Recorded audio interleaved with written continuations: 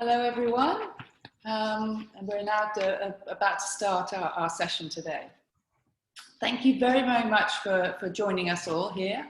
We're really looking forward to what is a really very interesting subject on global citizenship for the UN 75 session.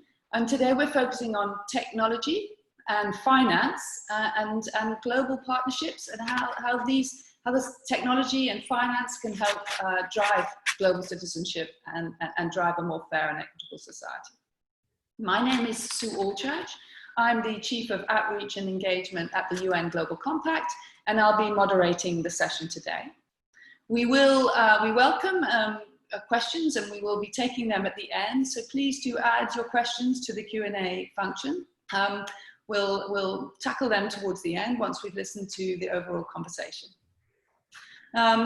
It's great that you're all here. A large number of people listening to what is a very interesting but also essentially very important subject. It's about how do we drive good global citizenship? How do we drive a fair global economy?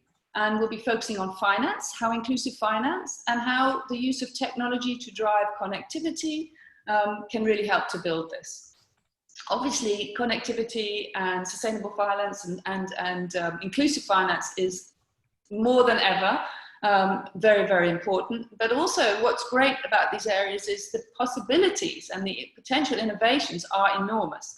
So really looking forward to hear what's actually happening in this space. We're joined by some really excellent panelists and thought leaders and people who are really finding ways to practically drive global collective action and good global governance in the area of technology and inclusive finance, so that we're looking at a more secure, a more just, a more equitable and environmentally sustainable recovery from the COVID pandemic and economic downturn that we're in today. I'm going to give a little overview of each of our panelists, and then we'll hand over to them to explain a little bit about the work that they're doing. Firstly, we're joined by Paul Monahan, who is the CEO of the Fair Tax Mark, and he's looking at why we need responsible tax conduct accreditation across the world. It'll be interesting to see all about that.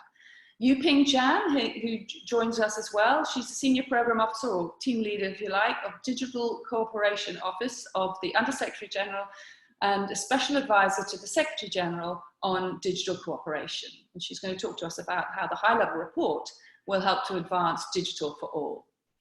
We're also joined by Ambassador Henri Bellier, who is the French Ambassador for Digital Affairs and has been critical in pulling together the Paris Call, and will explain to us a little bit about how the Paris Call can unite and implement a common set of values to increase security in cyberspace and trust. Ursula Weinhoven, she's joining us from the ITU, the International Telecommunications Union, and we'll talk about how accelerating connectivity can help further the UN proposals. Jack Denneman is the CEO of ESRI, and also a member of Giving Pledge, and he'll really be able to help us see how the private sector can help drive this work through mapping, software, etc. Really interesting to see the innovative work that's being done. And then we have Rajiv Joshi, who is the founder of Bridging Ventures, and he's also executive in residence at the Oxford Saïd Business School, and he's will really help us looking at bridging a generative future, transforming the tax situation for good. So as you can see, that's a fantastic load of people, and we are set for a very interesting conversation. I'm going to start off just hearing from each one of you a little bit about the work that you're doing and how that's furthering the space of global governance, global citizenship. Paul, if we could start with you to give us a little bit of background about the fair tax and the work that you're doing.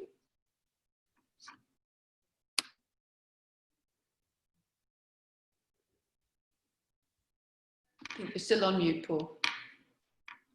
Thank you. There's a bit of a delay there, Sue. Thank you, Sue, and thank you everybody for joining. I'll get straight to it.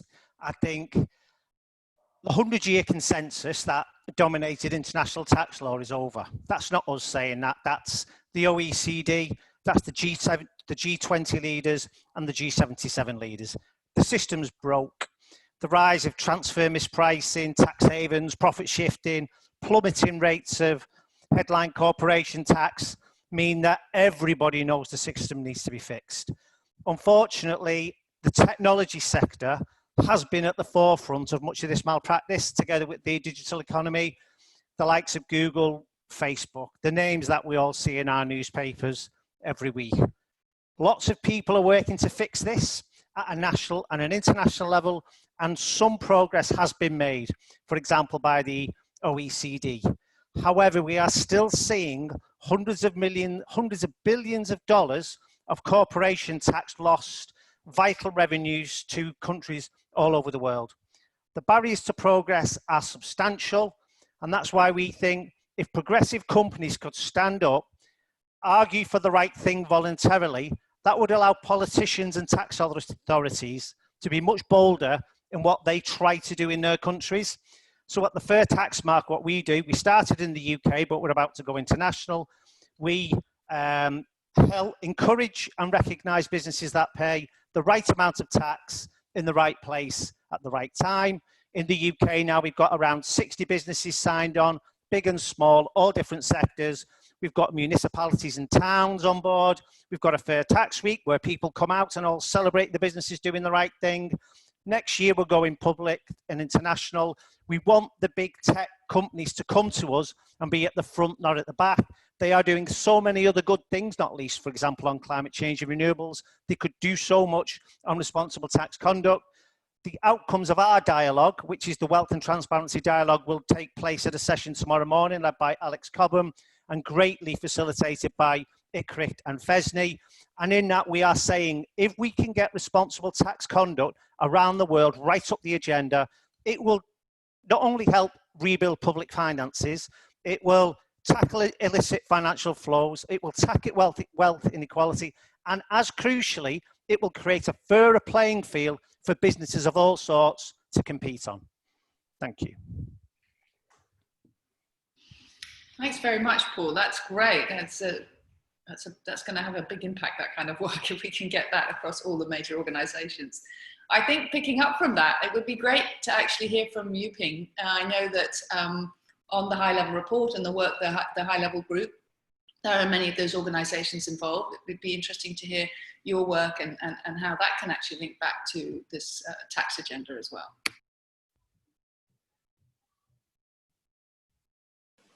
Thanks so much, Susan. So basically, I work with the digital cooperation team in the Office of the Undersecretary General, and we've been leading the follow-up work to what you mentioned, the high-level panel, which was the Secretary General's high-level panel on digital cooperation that was chaired by Jack Ma and Melinda Gates and comprised a very diverse range of experts, private sector companies, very distinguished individuals. They were really looking at how we could better use technologies to bring us together and achieve global goals and address global challenges.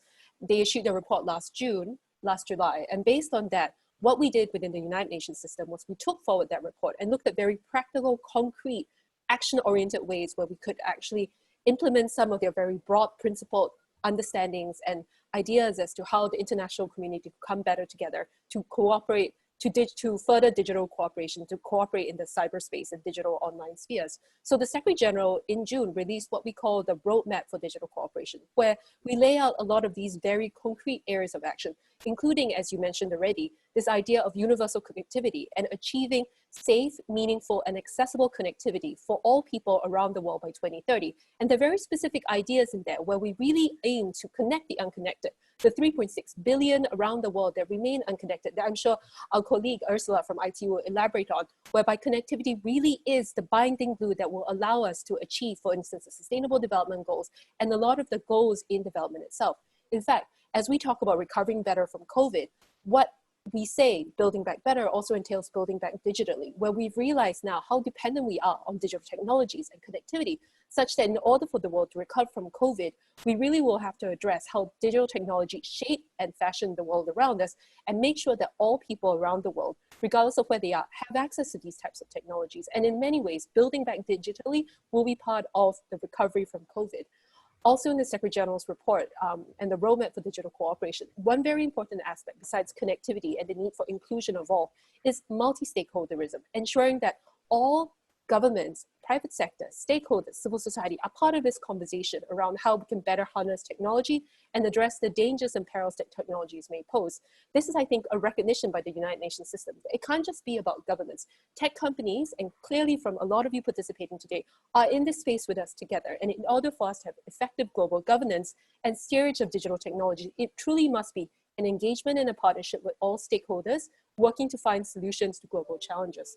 The other aspect I think I will touch on very quickly is that in a lot of our work is infused with a sense of urgency, the need for action now. And this is something that on the brink of the UN's 75th anniversary, we're increasingly realizing resonates with the world around us. For young people, for instance, the fear of new technologies and the promise and peril of new technologies is something that's uppermost in their minds. And this is something I think the Secretary General himself in his roadmap emphasizes when he says that the time to act is now because we need to secure the future for future generations. Thank you. Thank you, Yuping. It's absolutely right. Connecting the world is going to be critical. It will only drive inequalities if we're not making sure that everybody has access and connectivity. I think with that in mind, it would be interesting to move to Henri, who can talk to us about cybersecurity, because obviously that's going to be a driving need for us to have trust and equity in the system. So Henri, it'd be interesting to hear from you. Thank you very much. Do you hear me? Okay.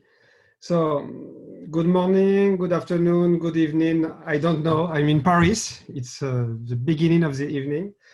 I'm very happy to be with you tonight in France and to have this conversation.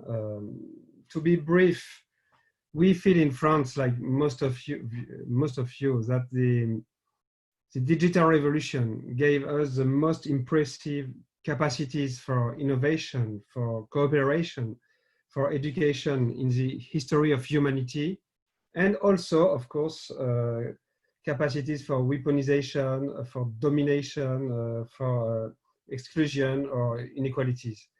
And the main issue we have to face is to find a way to organize ourselves in a really multi-stakeholder approach.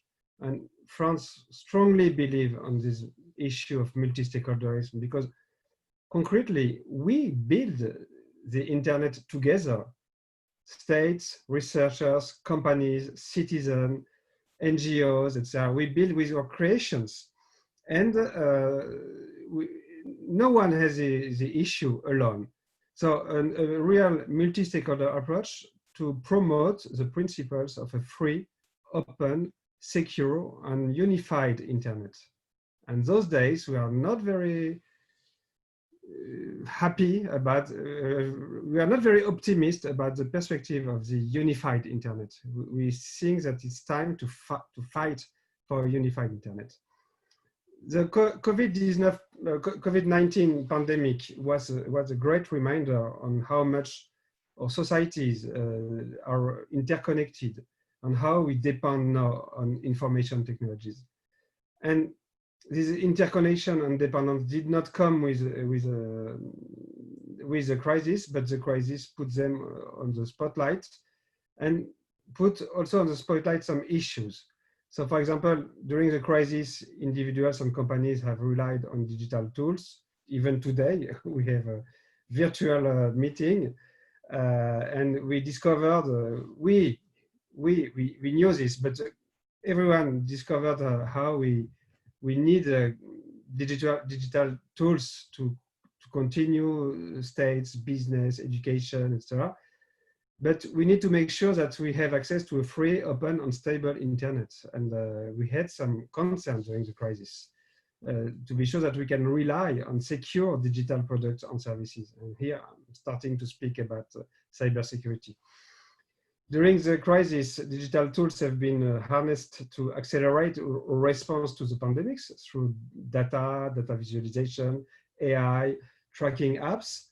But we need to make sure that those developments are carried out with respect for human rights, fundamental liberties like privacy and data protection.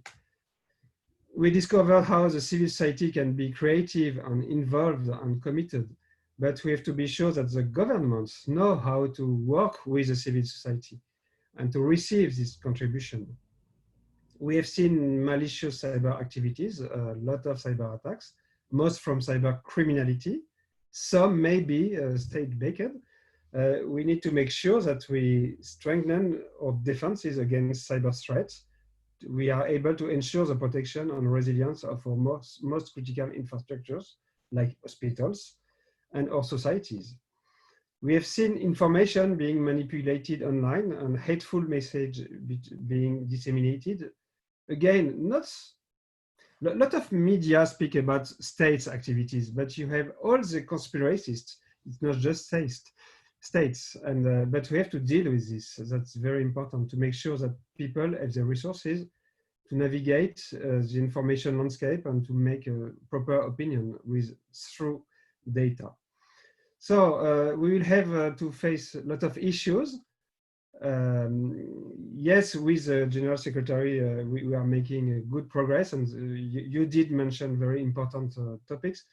Maybe briefly, France is focusing on 4 pillars, very important. So first, securities. We need to build an international framework of international law. Basically, we made this with the United Nations, but we need to be sure that every country will implement those rules and norms. And sometimes it's a matter of goodwilling, sometimes it's a matter of knowledge and capacity building, because it's not so easy to implement serious rules of security in the cyberspace. Secondly, and I want to speak about this, we need to, the internet history was an history of innovation and creativity, of entrepreneurs, researchers, artists, visionaries, and we have to go back to these premises and to find again the spirit of innovation. And if we want to be sure that everyone is part of this movement, we have to strengthening connectivity, innovation, funding and money, and maybe digital literacy everywhere in the world. And that's very important. Or we will have such inequalities that we will have aggressivity.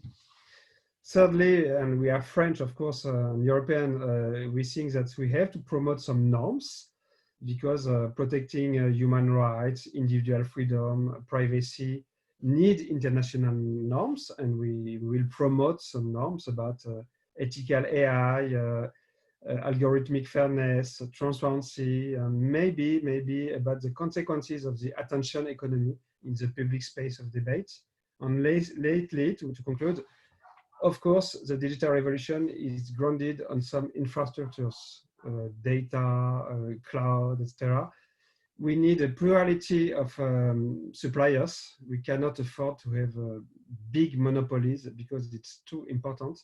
And for France, digital commons are part of the landscape. We have to work more with a free geodata like OpenStreetMap, with open source, to launch, to have commons for humanity, and to be sure that we will, as citizens, as companies, as countries, will continue to have permissionless innovation. So that's the first few words. Thank you. Thank you, Henri. I think what's really interesting, well, it's all extremely interesting, but particularly the whole question of connectivity and cooperation, governments, private sector across the world, in order to make sure that, that you can deliver on those initiatives. I think it would be great from that point of view, therefore, Ursula, to pick up on that. I mean, you talk about the need for digital cooperation and so that the connectivity is done in such a way that it's fair for all. So love to hear a little bit about what you're leading in this respect.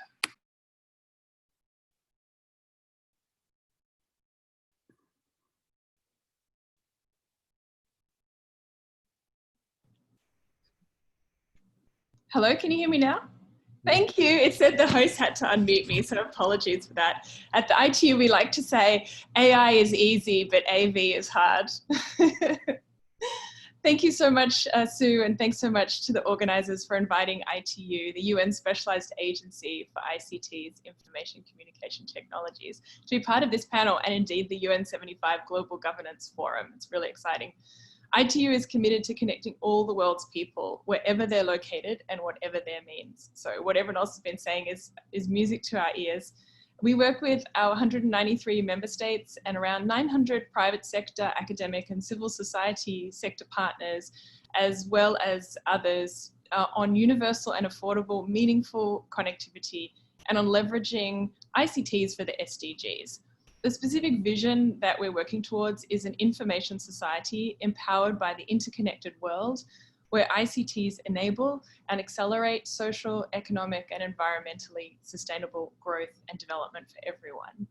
So more specifically, our mission is to promote, facilitate, and foster affordable and universal access to ICT networks, services, and applications, and their use for social, economic, and environmentally sustainable growth and development. Our starting point is on everything that we do is commitment to the huge potential that ICTs have to accelerate progress on virtually every SDG, from good health to quality education, from no poverty to zero hunger and more. However, the full potential of ICTs for the SDGs cannot be realized, and the SDGs themselves will not be achieved without meaningfully connecting everyone, everywhere to the internet. ICTs are becoming ever more critical to access public services, employment opportunities, financial services, indeed to participate fully in social and economic life. Yet, as others have remarked, close to half the world, 3.6 billion people, are not yet connected. And this is a really important point. Hundreds of millions more that we currently count as connected need substantial improvements to their connectivity. Those at risk of being left behind are disproportionately represented among the digital have-nots. They are disproportionately in least developed and landlocked countries. The rapid pace of technological change and growing reliance on ICTs in our daily lives, made more acute during COVID-19, has made the task of meaningfully connecting everyone even more urgent, as you noted, Sue, at the beginning. Broadband connectivity is no longer a nice to have, it is now a must have. It's our new imperative. However, the drivers that helped connect the first half of the world will not be enough to bring the other half online fast enough. There are different obstacles, challenges, and costs, and these include lack of access to high-speed internet or a compatible device, affordability of both, relevant skills or content, the enabling environment, online safety, even norms and stereotypes. Other hurdles include the technical challenge of connecting geographically remote areas to lack of effective guidance on industry policies, high operational and maintenance costs, and long cycles of return on investment. So to get everyone connected, we need unprecedented cooperation, collaboration, and coordination. And multi-stakeholder partnerships will be vital. So I'll echo the other panelists on that front. While no stakeholder alone can address the digital divide, there is a role for us all to play, whether we're governments, business, civil society, or academia. Even as individuals, we can take action such as supporting and encouraging others to build their digital skills, breaking through stereotypes, and we can model good behavior online to help make the internet a safer, more reliable, and more welcoming place for all. The SDGs call for leaving no one behind, but to do that, we must leave no one offline. COVID has set the world back, but with broadband, we can and must build back better. Thanks. Thanks, Ursula. It's a really strong insight into what we actually need to make happen to make sure that digital connectivity is good for all. And I think we have some amazing experience, practical experience from Jack Gendreman, and the CEO of Esri, from what exactly his business is really doing, mapping for peace, and also the involvement with the Giving Pledge. So I'll love to hand over now to Jack to give a background about the work that he's been doing. Well, thank you very much, Sue. I started actually 50 years ago, an organization that builds geographic information systems, sometimes referred to as GIS, or other people see it through the lens of digital mapping. My users, and there are about 10 million of them around the world, use these tools to be able to create maps and do geographic analysis. These users are pervasive in virtually every country. They're collecting data, they're managing data, they're making maps of data, they're doing analytics with data about local problems. Think of them as little postage stamps on the planet. They're digitizing and creating digital twins of their own organization's activities. And many of these are in the UN organizations. Issues of peacekeeping, security, UNEP, UNDP, the collection of statistics. They use GIS as a kind of lens for organizing information. And they're doing this in largely distributed networks of data. This is very powerful. In recent years, we've had the opportunity to join with the UN to build a kind of fabric or a system of systems, taking the member states' information, connecting them with the internet, through the internet, to share openly the SDG indicator data. This is helping local countries, places like Ireland to Palestine to Indonesia to Mexico and so on, Senegal, to build better information for their own citizens and their own society. But at the same time, we're using the internet to kind of connect these together to create a kind of digital globe of locally maintained and served information in various ways. This is very powerful. My own background as a geographer and GIS person is quite biased, of course. I see that virtually all human activities could be better understood. All human activities could be better planned. All human activities could be better envisioned through the geography lens, the science of our world. And the digital version of that science, GIS, allows people to create, manage, and make better decisions. And linking these together as a fabric, as you're suggesting here in this panel, is extraordinary.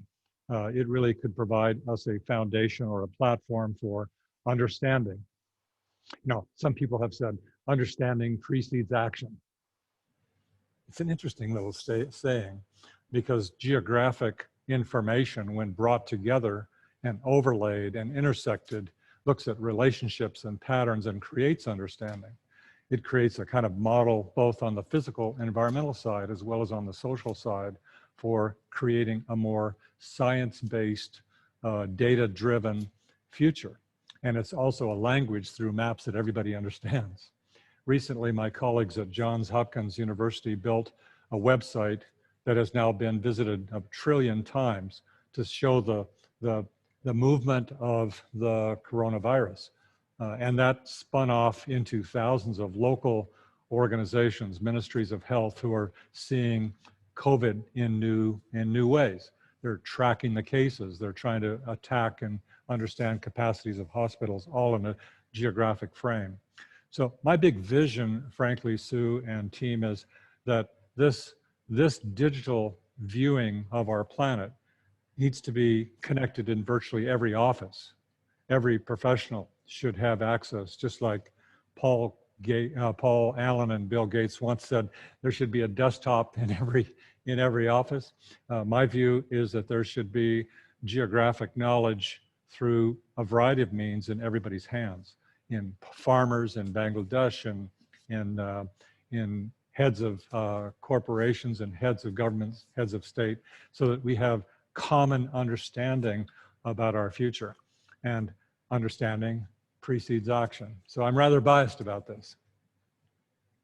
Well, I think that's great. That's such a strong practical illustration of what it would be like if we all did genuinely have fair access to this kind of global information, and how it can really inform us and give us a fact base upon which to make our decisions and to share real knowledge. That would be a wonderful vision. We'd all welcome that. Just finally, finishing up this introductory session, Raj, it'd be great to hear from you on the work that you're doing in Bridging Ventures. We started the introduction with this question of making sure that we're putting tax in the right places, and that all the private sector and major organizations, including the big tech companies, should engage in that. And we've listened now to a lot of the work that we're doing to try to make sure that global governance in technology is genuinely in the right place. So it's fitting to hear from you now and the work that you're doing in terms of transforming tax systems for good. Thank you very much for having me, and it's great to be here with some wonderful colleagues who are part of the movement to transform a system which urgently needs to change if we are to continue to move forward. And I really believe that the question is not whether or not we will move forward. The question is how we will move forward. And the real opportunity in front of us is to create a future as we commemorate 75 years of the United Nations, which learns from the past, but which also recognizes that what we need to now design might look quite different from that which we've benefited from up until this point. And I think for progress to really occur, that requires leadership, and it requires us to start looking at the basic principles that we need to build a future that people want to live in. And as people start to imagine that future, we're hearing from people all over the world that they want to pay their fair share to build a society from which we can all benefit from. That we believe that it's just as important to give as it is to take. And in fact, if we were a species that was giving more than we were taking, in fact, perhaps the economic system that we would be creating would be less extractive and more regenerative. And what's exciting about this moment in history is that we have the opportunity to create the vision of a regenerative future, one which protects the most vulnerable, one which ensures that we can sustain life on this planet, and one that recognizes that whether it's the climate crisis or whether it's COVID-19 or whether it's deepening inequality, the threat that's in front of us isn't necessarily about whether or not we can save the planet. The planet will still be here. Really what we're looking at here are questions of human survival and questions of what kind of society do we want to live in? And are we willing to build a future which leaves no one behind, which is at the heart, I think, of the Sustainable Development Agenda. And for me, one lever to really help us build that system is ensuring that we have a system of fair taxation for all. And that means having an honest and open dialogue about what it looks like to build that system. And we're already doing it. As you can see, we've got examples like Paul, for example, in the UK in the fair tax mark, which enables consumers to see which kinds of companies they want to select when they make decisions about what to consume.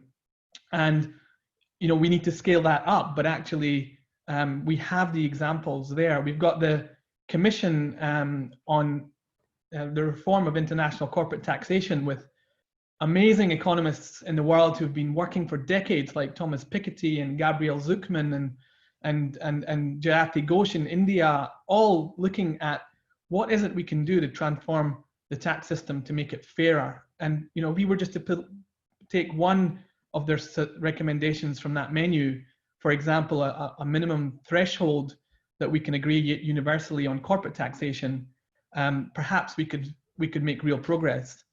And then finally, we already have companies, we've talked to businesses around the world, we've agreed on principles of responsible tax practice, and we have companies like Allianz and Repsol and BHP Billiton and Unilever and many, many more who've already agreed that we need to ensure that taxes are paid where economic activity takes place. And these principles are there. So now it's really about putting these ideas into action, and we need help to make sure that that happens.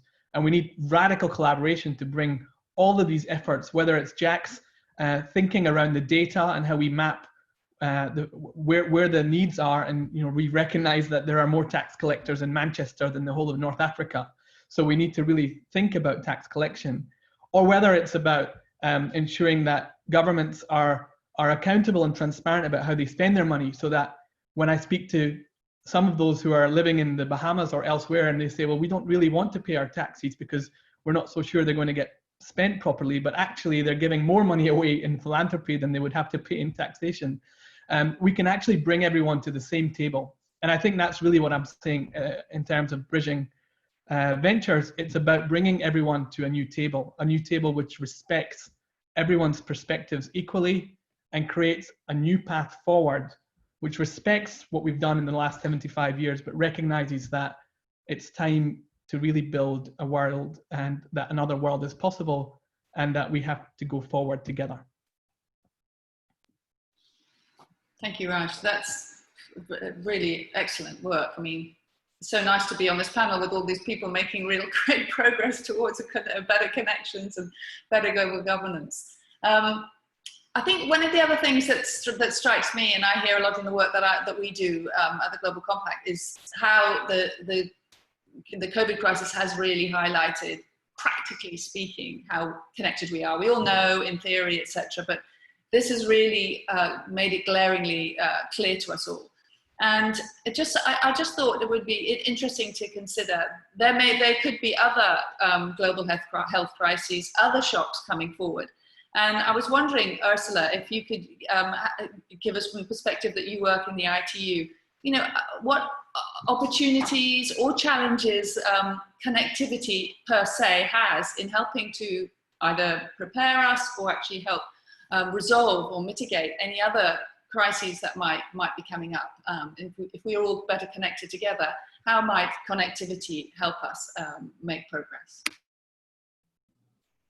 Thank you. Can you hear me? Great. Thanks a lot. Yeah, I mentioned in my earlier remarks that connectivity must be meaningful.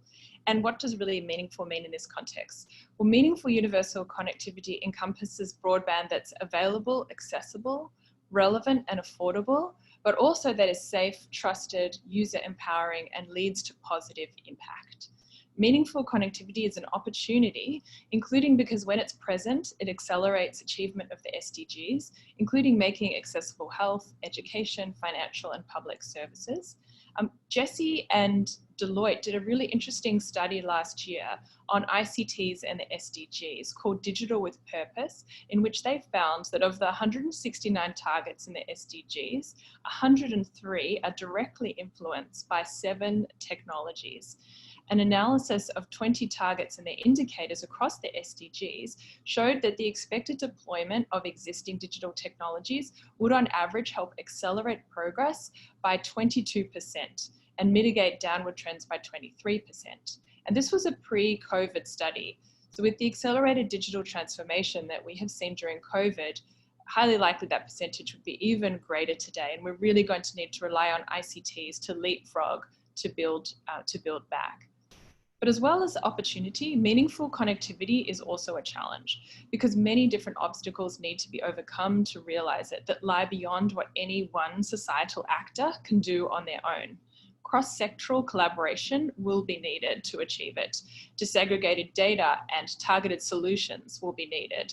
Innovative thinking, willingness to experiment, openness to learn, and a strong vision will also be needed to address these challenges. With only some connected, the most vulnerable to shocks, whether economic, health, natural disaster, or climate change, will also be deprived of important solutions that could make a difference in their lives. And the world will be deprived of important solutions that those closest to the consequences of those challenges may have developed themselves. Some of the ways concretely that we're walking the talk on the much greater collaboration that's needed, and there's so much more potential in this domain as well, include, to offer some examples, a Smart Villages project with the government of Niger, a regulatory partnership with the African Union and the European Commission known as PRIDA, a capacity building through our ITU Academy program, Centers of Excellence and Digital Transformation Center program with Cisco, as well as the GIGA partnership with UNICEF and others to connect every school to the internet and every child to information, opportunity, and choice. And I'd just like to mention one other initiative that we just launched last week, and it's also right for other partners. It's called Connect to Recover, and it seeks COVID-19 recovery powered by tech. It will help countries reinforce their digital infrastructure as they adjust to the new normal created by the COVID-19 pandemic. And it will initially focus on selected countries in Africa as it's the least connected region and likely also to be hardest hit socioeconomically because of the pandemic. It's going to help beneficiary countries develop a methodology for identifying gaps and bottlenecks in the use of digital networks and technologies, and develop strategies to ensure that the digital infrastructure and ecosystems adequately support recovery efforts and the new normal.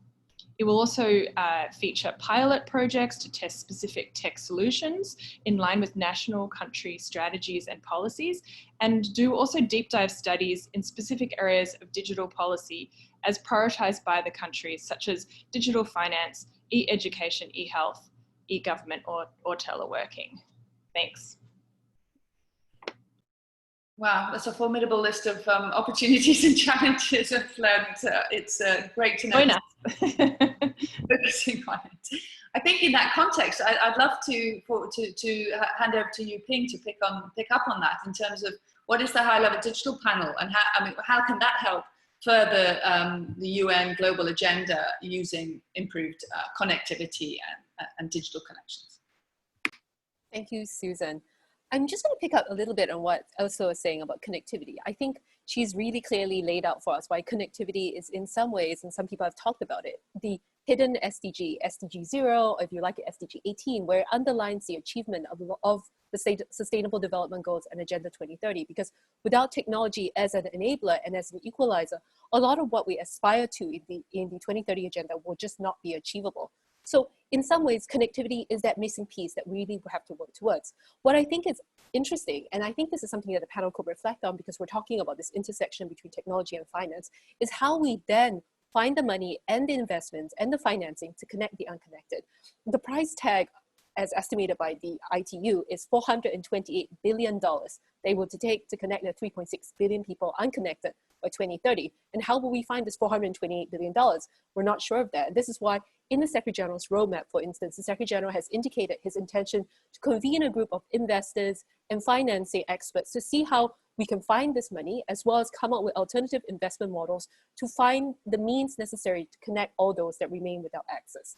The other interesting thing that I heard in the conversation about the tax aspects and how perhaps, for instance, a fair tax or different regulations could benefit it, is that this is also something that applies to connectivity as well, that in some cases it is regulations by countries that then make it more difficult for there to be affordable, accessible internet and broadband connectivity. So that's one aspect of the Secretary General's roadmap. Two aspects that I want to pick up on in the Secretary General's roadmap as it relates to this conversation that we're having is where I really encourage people to reflect on, and I think responds to a little bit of what was discussed both by the panelists as well as in the chat. One aspect I heard quite a bit about in the chat, for instance, is this idea of equity and inclusiveness. So for instance, there was a comment in the chat about how perhaps the conversations around technology and the use of technology is very Western oriented and dominated by the global north. And this is something that we at the United Nations are very conscious about, that there really has to be universal representation. And all countries sitting together at a table, particularly as we talk about building back better and the better use of technologies to achieve the SDGs. So for instance, it is important to have diversity in conversations and to talk about how technology can best be used from the perspective of developed countries for the least developed countries and have all countries at the table as well. So I think this element of inclusiveness in discussions is an important one. This is also something that we picked up on in the Secretary General's roadmap when we talked about the establishment of a Secretary General's advisory body, a multi-stakeholder advisory body on artificial intelligence, where we specifically speak to the notion of the United Nations being a universal platform where the views of the global South can factor into the very important conversations that are going on around artificial intelligence. There is also a key aspect in the Secretary General's roadmap where we emphasize, for instance, digital inclusion, that it's not just about connecting people, it's also making sure that all groups of people have access to the internet in a way that does not discriminate or perpetuate existing inequalities and discrimination. For instance, the gender gap between men and women on the internet is 10% globally and even higher in developing countries where much more men use the internet than women, at the point where women already suffer multiple discriminations and actually do not have fuller access to education and other opportunities. This digital divide then exacerbates existing inequalities. So the aspect of digital inclusion, making sure it's not just about women, but also about minorities, it's about people on the move, migrants also having access to connectivity. This element is particularly important.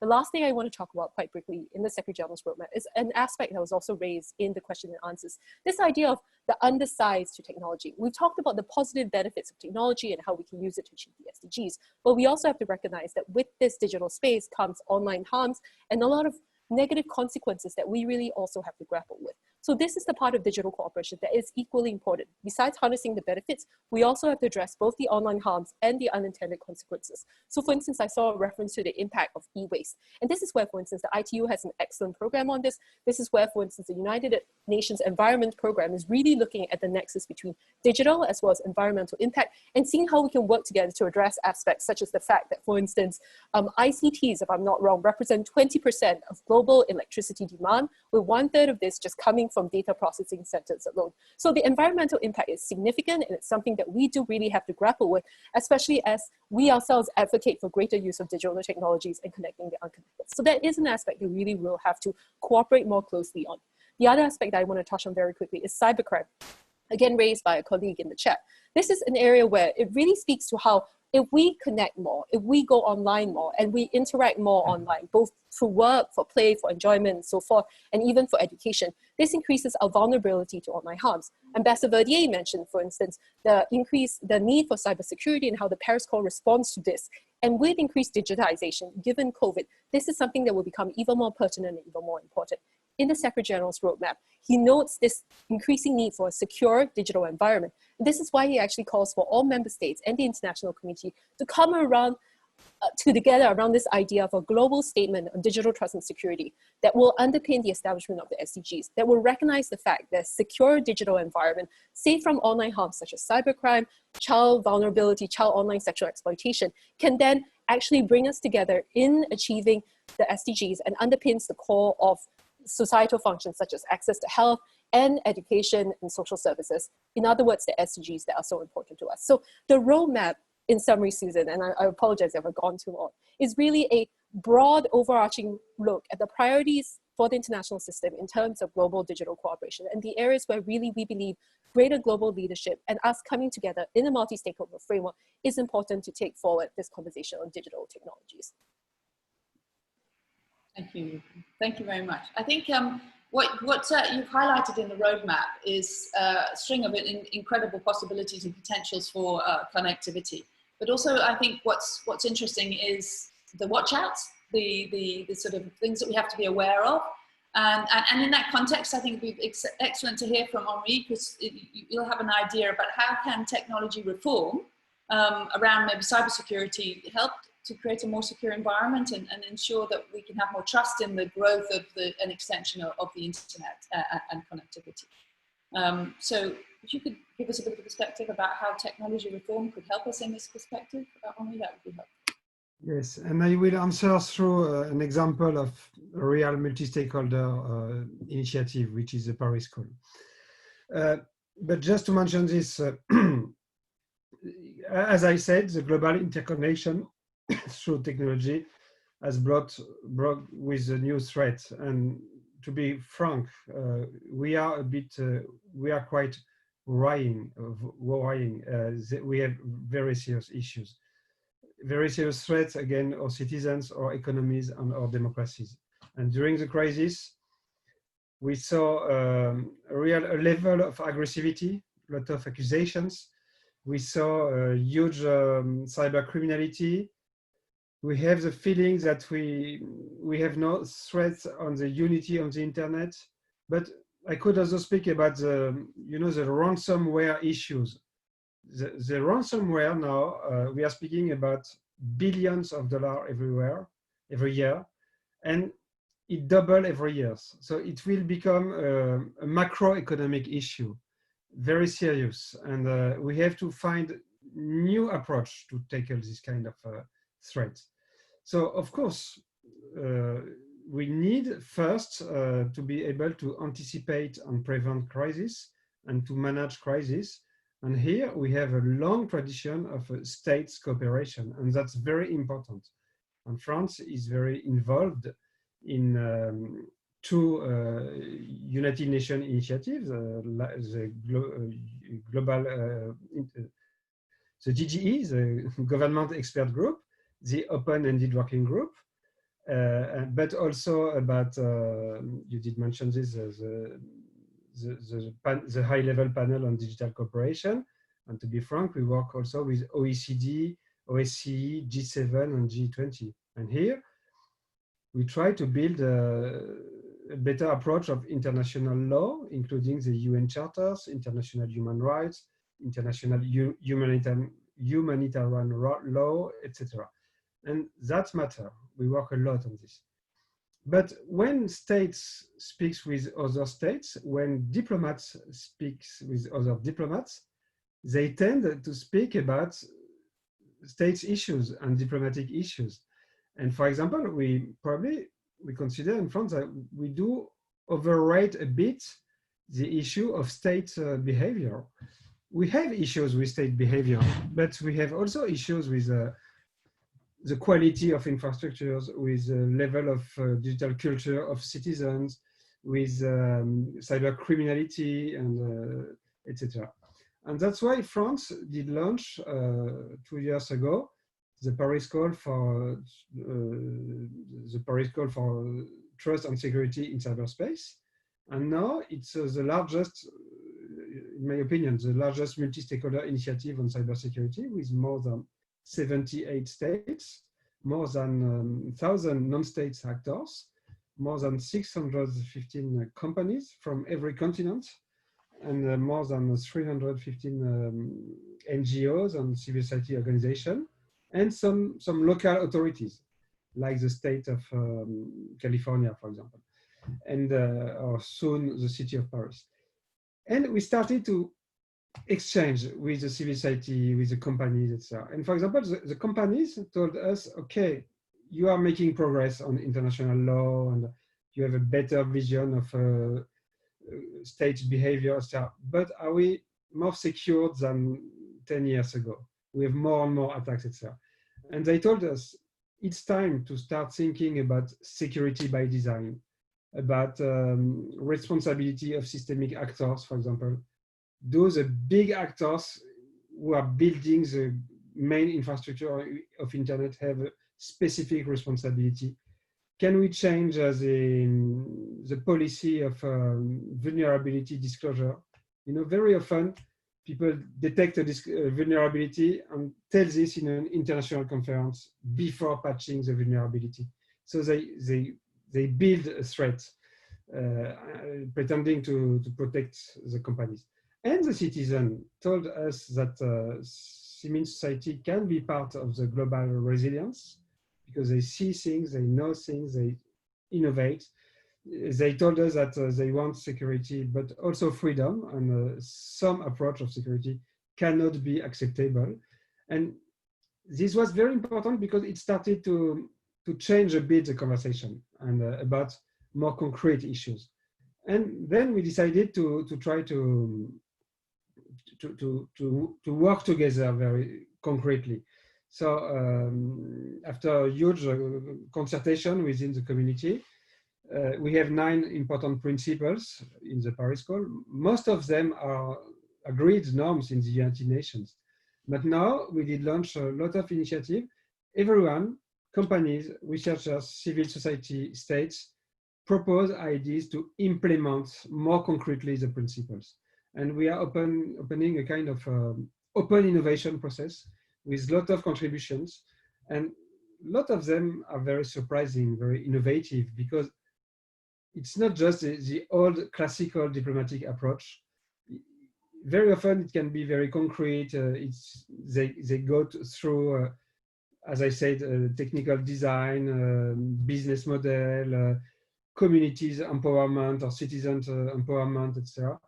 And very frankly, and we consider that it's a huge stream of innovation, and it was very important to open the doors and windows and to be more diversity of talent in this conversation about cybersecurity.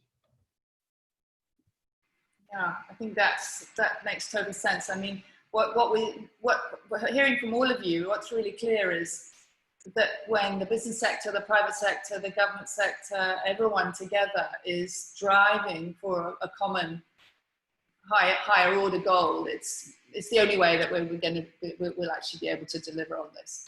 And in that context, I'd love to hear from you, Jack, about your thoughts about how private sector leadership per se can help contribute to security, humanitarian progress in the world, from your perspective and your general leadership, really. Well, it's a complex question, really.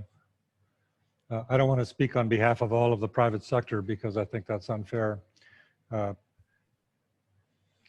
What I would say is that in my own business practice, I'd like to share a couple of ideas. My business actually is grounded here in the US, but we have 80 separate businesses in different countries. And these are locally owned, locally managed. So part of my own philosophy has been to build a network of businesses, not be the hub of the wheel. And this has spun off into the idea of building local capacity. It isn't just about financial investment, it's about human capital investment in different businesses. And they in turn have their own rights, they respond to their own civil society laws and cultures. So as a technology provider, I provide them technology and technology training. And they in turn have their own network of users and organizations that they encourage. And this has been incredibly successful. I'm not talking about last year, I'm talking about the last 40 years. And it's built a kind of infrastructure, a human infrastructure of people that care, do responsible businesses. And within that framework, we can introduce value sets that are socially minded value sets about looking after issues of sustainability, conservation, human rights, ethical behavior. And this network reinforces itself, kind of like an idealized form of what the UN was chartered to do 75 years ago. And I'm very proud of that because it works. It doesn't happen through sort of greedy wanting to own the world. It's about being a node in the network, which is a much stronger organizational structure than the hub of a wheel. The second thing we do is we donate or contribute to NGOs. We have thousands and thousands of NGOs that get our software and support free. We support education. Virtually every K through 12 school in the world has free access to our cloud and software. This has resulted in millions of kids building the next generation using geography and conservation thinking to build a better world. Also supporting conservation and humanitarian activities, things like COVID. When it came about, we organized the donation of our software to over 5,000 organizations that stood up COVID dashboards and started responding almost immediately. So I'm talking about a rather personal way as a corporation, technology corporation, to develop a kind of global sustainable business where it responds to some of the stuff that Ravi was talking about distributed growing of the network, not sort of centralist ideas. And I think that that's a corporate strategy that's going to have to emerge into the future so that it's more, locally focused. I had one other thing I wanted to mention that came up. I think it was from Karen Falk. She talked about the issue of environmental determinism. And I want to respond to that because I think it's such a powerful notion that historically throughout human existence, we've been at the effect of the environment. We've been guided by the environment. And today, the overpopulation of our planet has resulted in a kind of affecting the environment or driving the environment. And we need only look to climate change as an example. We are now impacting through technical innovation and other overpopulation activities. We're changing the environment. This shifts and we must philosophically begin to understand this if we're going to have a sustainable world. My father was a gardener, and he taught us about maintaining a beautiful garden and designing it and nurturing it and fertilizing it. So we have to begin to look at the world as our garden, that we create sustainable activities. We do geographic design, meaning we look at all the science layers, in my sense, geographic layers, the phenomena of human cultures, and we use it as science-based, information-based philosophy to design a more sustainable planet. That's kind of what the SDGs are about, but it's more than just reporting the data. It's more than embarrassing each other that we're screwing up. It's about proactively designing, like a landscape designer designs a garden. We have to design sustainability. We have to design protections of biodiversity. We have to design more livable cities. We have to design the way that we deal with overpopulation and resource consumption. And this will challenge a lot of people because they want to be free and open and do their own thing. But as a global society, we must adopt to this idea of becoming proactively engaged. And technology has a lot to offer. We are now measuring virtually everything that moves and changes. We're not exactly conscious of it, but through satellites and GPS and field data collection and technologies that's linking to the web. And again, just in my own selfish world, I see all of this data coming together through maps.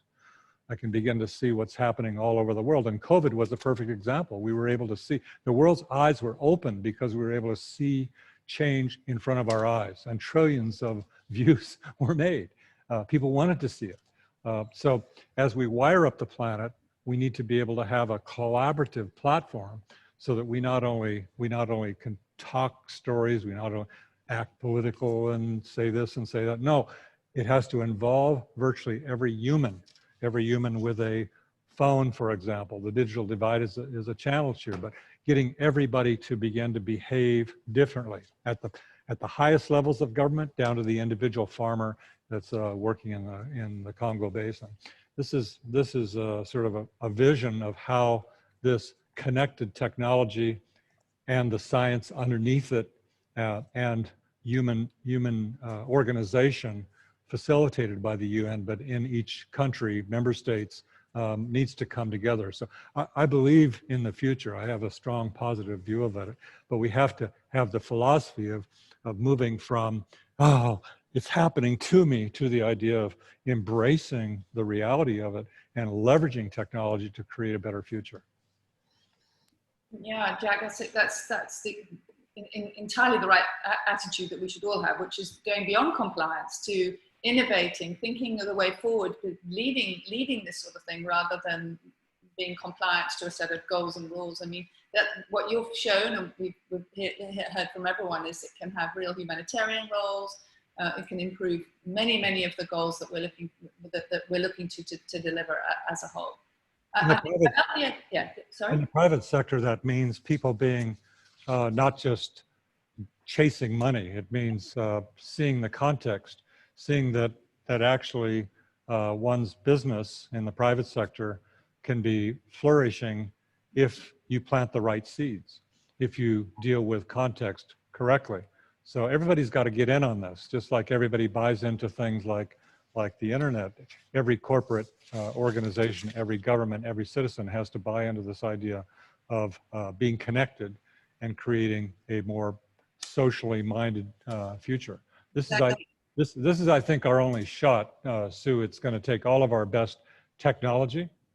It's going to take all of our best science, and it's also going to take all of our best design thinking, something that people are not so conscious about. They design their lives, but they're not so active in designing a future that's sustainable. Exactly. I love the idea of designing the future. It's not being compliant, it's actually taking and designing the way forward. And in that end, actually, I think it'd be great to hear from you, Paul, about what do we need to do to design and influence a more just financial architecture? What's the role of competition, or I'd love to hear from you about that, because it does, at the moment, underpin a lot of what we're all trying to achieve, this overall financial architecture. Thanks, Sue. So in the process of going from the UK to international at the Fair Tax Mart, we've got a consultation out there right now. All around the world, we've been having webinars in various continents. If you go on our website, you'll see the proposals.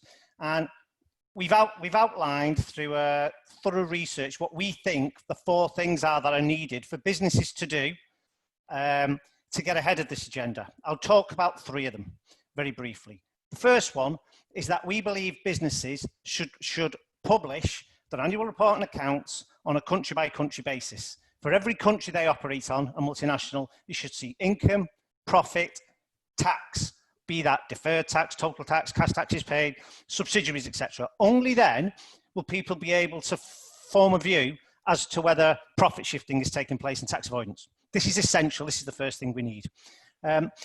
It's interesting to see how when the European Union introduced mandatory country-by-country reporting for banks, or banks over a certain size, and the extractives industry, there was a leap in taxes paid by all the banks in Europe, and there was a decrease in the use of tax havens. That's just one concrete example of how it could work.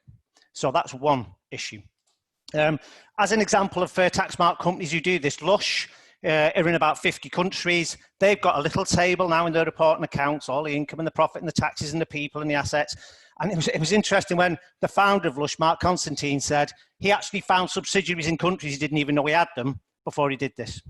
I mean, people might listen to that and go, what? I had a similar anecdote from another MD from a FTSE listed business who, when I told him he had a subsidiary in Luxembourg, swore blind he didn't until I went through and provided proof. So some of this is cock up, not conspiracy, to be honest, and there's a lot of tidying up that's needed. Secondly, what we need is every business to have in the public domain a tax policy which sets out its position on tax havens and tax avoidance, etc. This tax policy should be subject to annual compliance and owned by a named director. Now, again, you might think this is pretty boring, low-level stuff, but when the United Nations Principles for Responsible Investment, who represent about 1 trillion of investors, looked at this recently, they found when they looked at 50 of the biggest businesses in the world, just half had a tax policy in the public domain, and of only them 5 would even entertain a discussion of tax havens. Number 3, we need beneficial ownership disclosure of all businesses around the world. This is now mandated across the EU, but even if I look at Africa, 8 countries in Africa are now progressing beneficial ownership disclosure, which means we get to see who owns the businesses, the beneficial owners of the businesses. I mean, how is it that the state of Delaware in the US can still be an effective tax haven when Botswana is progressing legislation right now of beneficial ownership disclosure down to 0%, where Kenya's progressing it down to 10%? There is no excuse for this. We take those 3 things and we add to them some of the work Raj has been doing, for example, with Bridging Ventures and the B team, which is you make sure your lobbying aligns to your operations and your practice. Yeah, you're not saying one thing in the public and getting the trade body to do something else at the back door. We start to have a very powerful vehicle for change, which doesn't just benefit businesses, because I can promise you institutional investors are now so switched on to this matter. They are so worried if international tax rules change and they're overexposed to big tech, they could be sitting on toxic assets. There's an emerging awareness of this. We see it in what's called the UTBs in reports of accounts. Yeah, Facebook has got billions of positions where there's more than a 50% chance it's going to be thrown out in court. Have investors, they are starting to spot this. So I would say that we push the transparency, we push the progressives, and then what we will see is an upswell in the base across the world. That's great. I mean, that could make real progress if we can drive that kind of agenda. And obviously, Rajiv, you're close to this, right? Could you give us a bit of perspective about how technology might help us push this agenda and create a more unified financial and fair financial architecture? Yeah, well, firstly, I would say I very much align with Jack's vision. I think that really we do need to shift our mindset significantly, and actually the North Star for the economic system that we're building has to move quite significantly, and actually it's already happening, and we have to embrace it, let that change happen through us, even and not necessarily try to control everything. So there's something about letting the new world come about and not fighting it. Because we know that there are some systemic changes that need to come about. I've worked on this agenda for a number of years, and I think it's really important that we bring storytelling into the conversation too.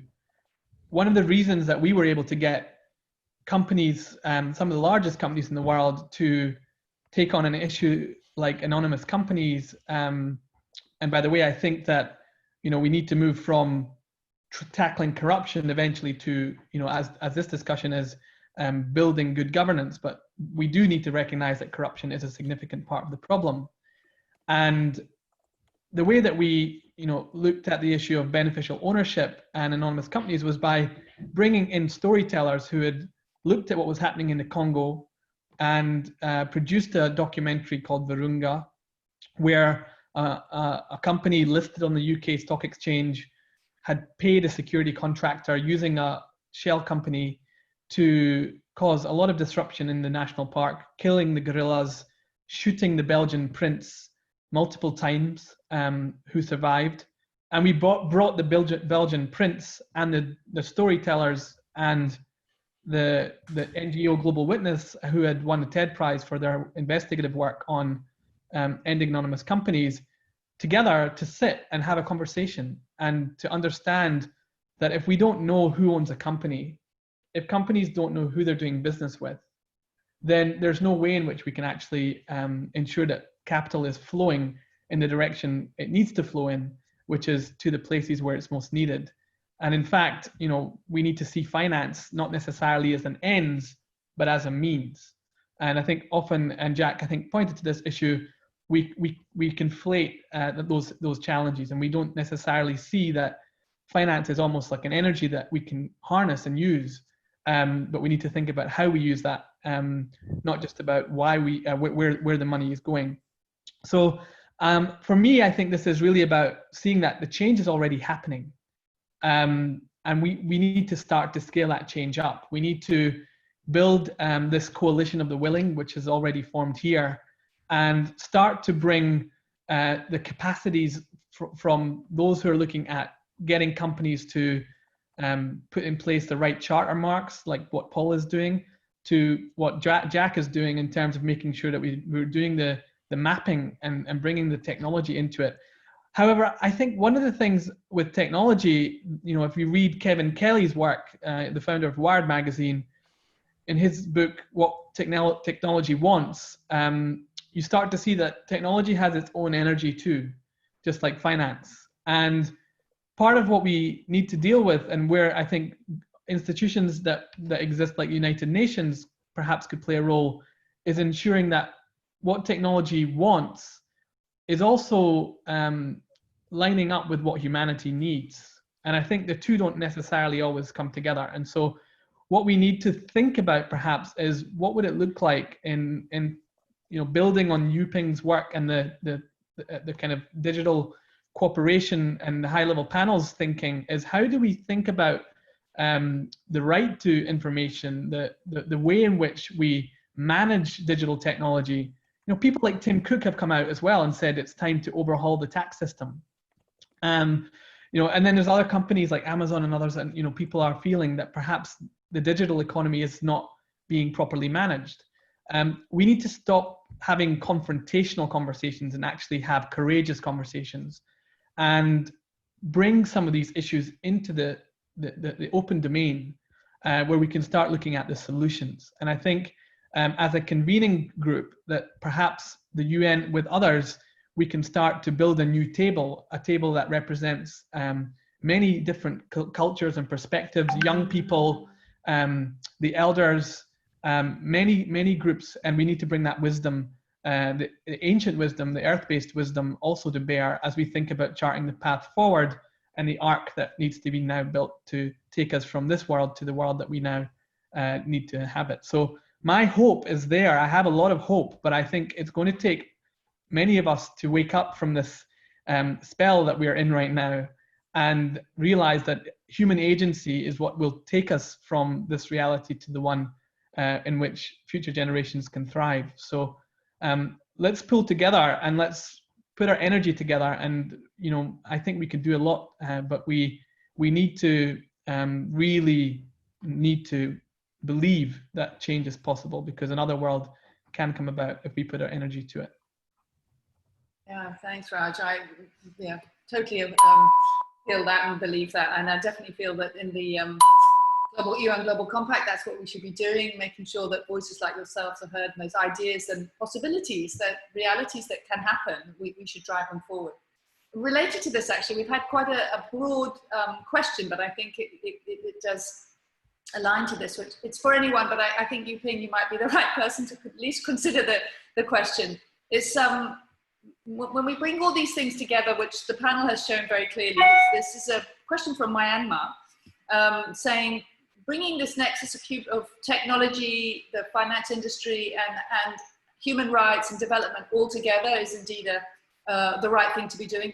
In bringing this together and making progress, what do you think is the biggest challenge that we face? I mean, the possibilities are clearly being shown today, but is there an area that's a real challenge that we should be thinking about?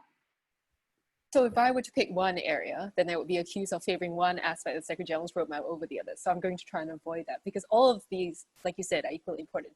What I do think overarching all these areas where we need action is the fact that, to some extent, I'm not sure that all the governments of the world are as enlightened as so many of us around the table, that really digital is not seen as a priority for a lot of countries.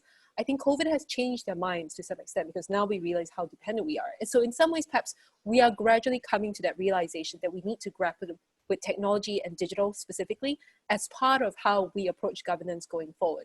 But I think that is the greatest challenge, to make sure that there is enough international attention at the very highest level, that governments realize that it's not just the case of digital being one aspect of one particular ministry, or like one particular ambassador, or one particular part of work, but really cross-cutting everything from financing to environment, to development, to human rights, to even foreign affairs, because look at digital diplomacy and where it's getting us today. So to some extent, I think the work of, for instance, Ambassador Verdier and sort of making sure that the clarion call for action when it comes to cyber and digital is one that resonates across the entire government and it garners political will at the very highest possible levels is something I think is going to be a challenge going forward. And then as part of that call, I think, and perhaps responding to what Jack and Rajiv were saying, that this is the time to proactively engage, to design, to bring us together around a new table. That's exactly what the Secretary General is doing by offering the United Nations as a platform to convene these types of discussions around digital cooperation. So I really welcome everybody today, no matter what part of sector, segment of society, or government, private sector, civil society, NGOs, technologists, futurists, so on, to really look to the UN as continuing this conversation on how we can better use technologies. Thank you, Yuping. And just related to that as well, we have another question, which is maybe part of the challenge. And this is a question, could go to Jack, or I'd be interested to hear from Henri as well, actually. Given the fact that a lot of our providers, there's a focus of technology and connectivity in few big companies, is that a problem for us? Is that going to mitigate or slow us down in adequately addressing privacy, security tools, and making this digital for young people, for all around the world? Is the big tech one dominance going to hold us back at all? Maybe Jack and then Henri, be interested to hear from you. I don't exactly know how to respond to it. I mean, I was always inspired by what Bill Gates did. He transformed the world by really being very successful with his desktop tools and his Microsoft tools, and it really did change everything. So on one hand, I'm very supportive of the idea of products that ship in standard, in volume, can create standards that really transform the world. And the internet is a similar sort of world, although it's not controlled by one organization. At the same time, I'm really very biased to the idea of local development of technology and applications that can actually be sensitive to various cultures and various aspects of the environment locally. So I'm torn on this. The other thought that I had, if you let me, is dealing with this issue of fair taxes. I absolutely strongly believe in it, but there's no sort of regulatory organization that brings the whole world together.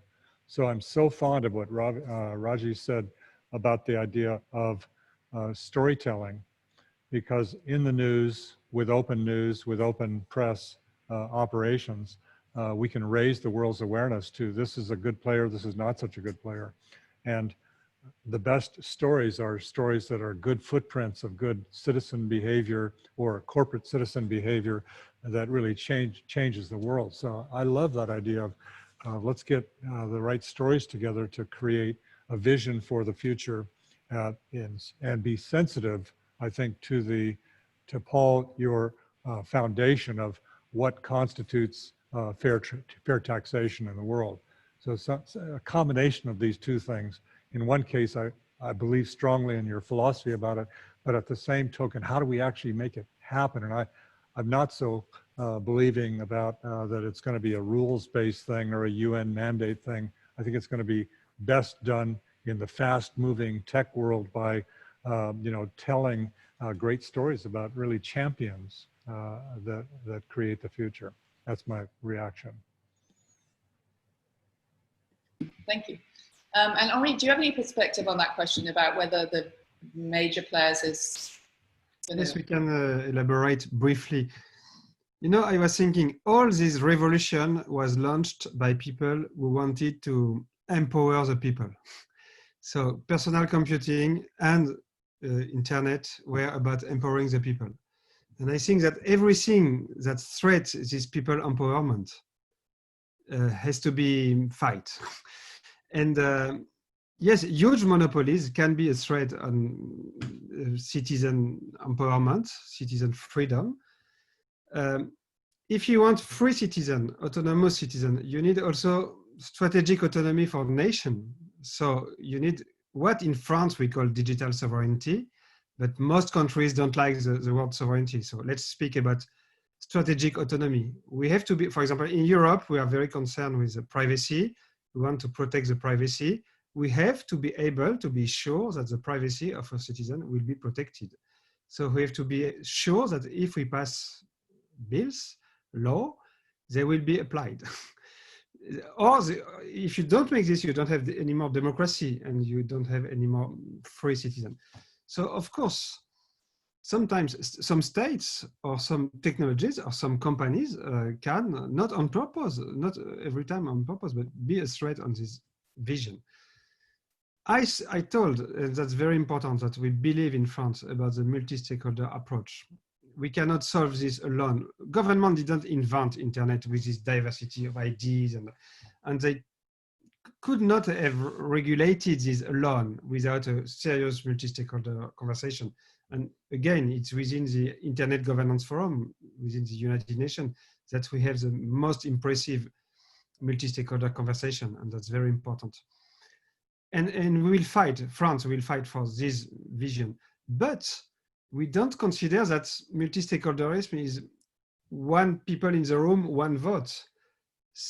Governments, companies, citizens, NGOs has specific prerogatives, specific responsibilities, specific goals also. Companies want to make money, that's okay, and they have to pay taxes, and that's good for government. Government has to deal with general interest and rule of law, and so we don't have the same mission, and we don't have the same position in this conversation. And probably, I consider that in the next years, we'll have to make progress in the design of the multi-stakeholderism. We can find a lot of ideas in the open government movement about transparency, consultation, contribution, and probably we'll have to be more precise. Maybe to conclude, I try to visit San Francisco quite often, and every time I visit the City Light Library bookshop, and there is a small paper somewhere saying companies are not people. And every time I visit this paper, and I think in myself, companies are not sovereign countries either. They are companies, and we have to work together and to build the world together, but knowing that we are different. So a lot of work for all of us. Good work. Thank you, Henri. I've got one more question, and then I'm going to ask you each to sort of give a final plea or call to the audience about what you think needs to go forward. The last question I would like to ask her is to you, Ping. And someone's saying, could you, with your background, we'd love to hear your consideration about, is technology causing a risk to truth and therefore to democracy? And do you have any thoughts about how this could be solved? I think I'm Bercy Verdier's response just now, that we have to remember that technology companies are still companies. And so perhaps that is part of that discussion, right? Like this idea of democracy and truth, and how far do platforms and companies go in terms of their responsibility to the truth, and what role do governments then have in sort of asking companies or partnering companies to make sure that there is that amount of, for instance, control over their platforms or content governance. So there is that question. And I think the solution is somewhere along the lines of what Ambassador had said, that in multi-stakeholderism, we need to understand what are the motivations of companies, governments, and people coming to the table, and to find a way to bring all this together in a way that makes sense. Because it doesn't make sense for the governments just to regulate without the cooperation and the understanding of the tech companies. In the same way, the tech companies have to realize that there are certain expectations when they function in a community environment and in society. And in the same way, individuals like Jody, like myself, and all of us have an expectation of how we expect the truth and democratic institutions to work. So bringing that all together and finding that solution will be, I think, the answer. And perhaps Jack said that he doesn't believe the United Nations is the way to do it, that perhaps technology companies or other more agile institutions would be the solution.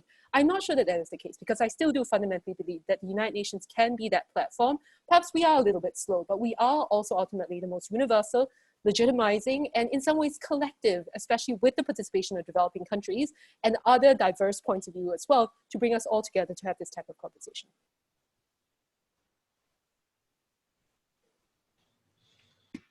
We just have a few minutes. I'd love to hear from each of you on your call, and similar to what Yuping has just said out. Jack, what would you have half a minute to say to the world? Well, I have so many comments. This has been a great panel, by the way. For each of you that are participating here, I really want to send my appreciation and deep appreciation for being able to participate. But one thing that I really would like to see is more open transparency with respect to data and, of course, selfishly, geographic information. So there's an old saying that says that says those societies who tend to be more open tend to be more successful. Mm. They actually are more rational. They are more science-driven. And with respect to data, being able to drive data in an open environment, and this really responds to Paul and Ray's idea of driving transparency about taxation. That's one aspect of it, and being able to see it visually in my world is very important. Some of the questions that came in is, can we see as maps where the money is going? That's always very powerful. So if I had one thing in the world, it would be to have governments recognize, each of the member states recognize the power of shared geographic information so that we can bring it together, we can look at relationships, patterns, trends, and come up with sensible solutions that create a more sustainable world. Great. Paul, your last thoughts? So I think there's certainly a role for the UN in this space. There's a need and a desire. Most of the civil society tax justice groups we talk to want to see the UN have more of a role, not least because the OECD, which currently has that role in leading the international tax discussions, is not as representative as the UN. And we're already seeing different blocks pull off. You've got the G77 block lobbying on one side and the G20 block on the other. And there's a role for the UN. And I think secondly, my prediction is we will probably in the next 12 to 18 months start to see windfall taxes across the globe on big technology companies. The digital services taxes that people thought they would introduce to target this sector are failing because they'll just simply pass it on to the customer. That's what Amazon has said it's going to do. That's what Google said it's going to do. The legislators who invented those clumsy instruments will be so embarrassed they will have to do something really, really significant. And you are going to see the worst of all scenarios, which is a mishmash of legislation all across the world, targeting big tech, and it will catch the good guys as well as the bad guys. So until the trade bodies that represent the big tech businesses start wising up and not just acting for the voices of the laggards, they are going to create a situation that they will lose from. So I would beseech anybody who's in there and got a voice, ask them to reconsider their positions. Right. Thank you. Henri, just, your last. I made my point, I think. Let's invent the real processes of a real international complete multi-stakeholderism, and we have work to do. Thank you. Ursula?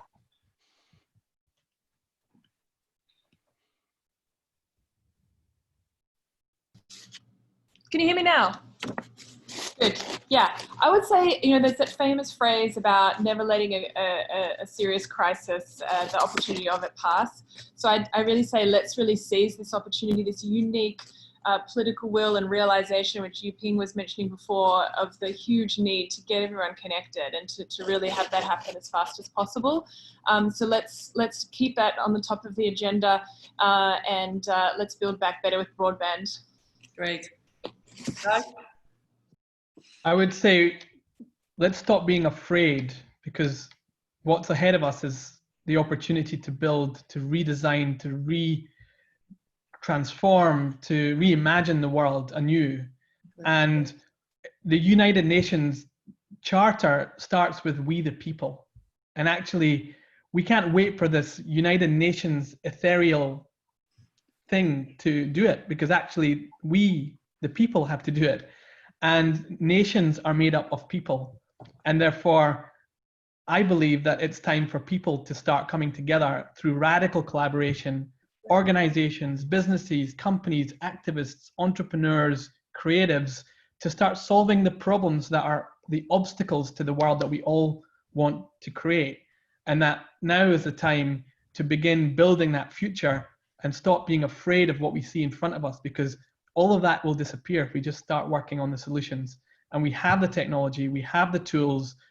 We need to now just start putting our energies together in common interest and with the right values and principles, and holding our heads up high. Thank you. Thank you very much, everyone. And thank you for joining us all. And I've really, really enjoyed my time with all of you on this panel.